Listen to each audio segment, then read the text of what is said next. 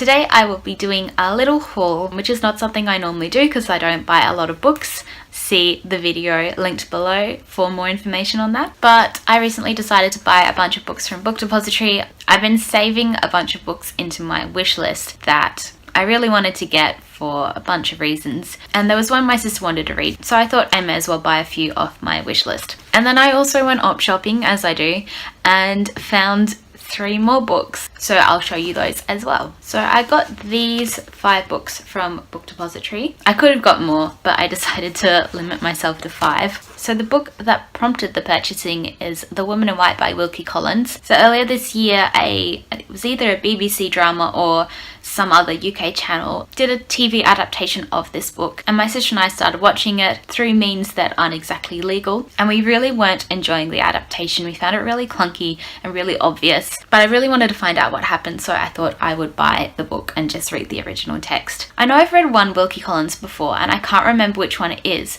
Now Goodreads tells me that it is The Woman in White that I've read before, but I don't remember at all. Even from watching a bit of the TV show, I was not remembering the plot in the slightest. Either I put the wrong book into Goodreads, or I have read it and just blanked it from my memory. But either way, I'm looking forward to reading this because I haven't read a classic for ages. So to give you a bit of a summary of the plot, the book's protagonist is Walter Hartwright. He encounters a ghostly female figure on the road one night, the woman in white as it were, and then he goes to work as an art tutor to 2 half-sisters living in a big old house somewhere in the country in England. He starts to realise that the woman in white that he saw on the road is connected to this family, and there's lots of intrigue and murder and stuff going on. Thinking about it, I wonder if I should save this for my October reads so I can include it in my Halloween spooky special, because it definitely sounds like it would fit into that category.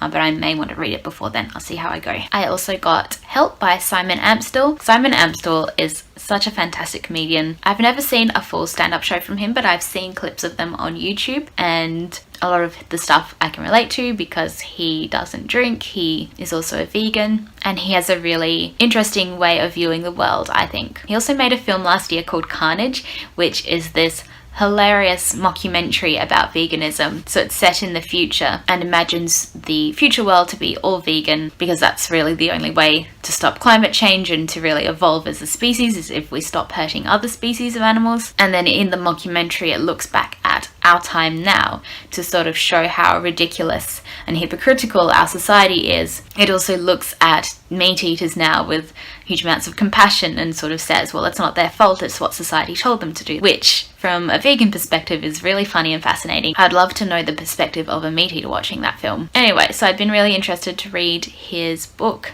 It's just one of those kind of comedian books that seem to be coming out a lot. I've actually already read this one, so I'll give a proper review in my next wrap up. I also got Children of the New World by Alexander Weinstein. This is the short story collection that I've heard described as being like Black Mirror, which is why I was really interested to read it. It's a bunch of short stories about imagined futures, just like Black Mirror, looking at how technology might evolve and how it might change our lives, whether for the better or for the worse. I got Zadie Smith's On Beauty. I've had a funny relationship with the Zadie Smith's books because I absolutely loved White Teeth. I thought it was one of the best books I've ever read, and then I've not really enjoyed any of her other books since, and DNF'd 2 of them as well. But this one is based off Howard's End by Ian Forster, which is one of my favourite books, and so I'm hoping that I will enjoy this one. Finally, from Book Depository, I got 7 Little Australians by Ethel Turner. I adored this book as a child. It basically combined my favourite things as a kid, which is large families and the Edwardian era, and it's also set in Australia. I really love this cover as well, so I'm kind of excited to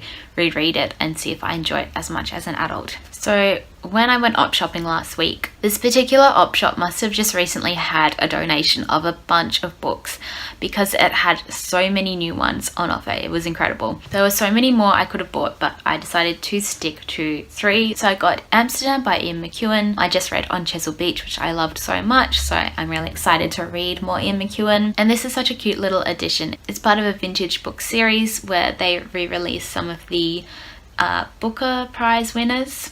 So it has a list of the others on the back, and apparently it won the Booker Prize in 1998. It's so nice and small too. I'm so excited to read it. I also got My Year of Meats by Ruth Ozeki. I don't know a lot about this book or the author.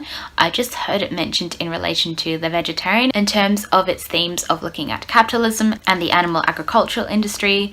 And it mentions on the back of the book that it talks about vegetarianism as well. So I'm really interested to read this one. I also got The Underground Railroad by Colson Whitehead. You might recall that this was my favourite book from last year, and because I borrowed it from the library, I was really excited to see it sitting on the shelf so that I could have a copy of my own. So I'm very excited to read all those. Let me know if you've read any of them and if there's any that I should definitely get to reading as soon as possible. Hope you're having a great day and I'll see you soon. Bye!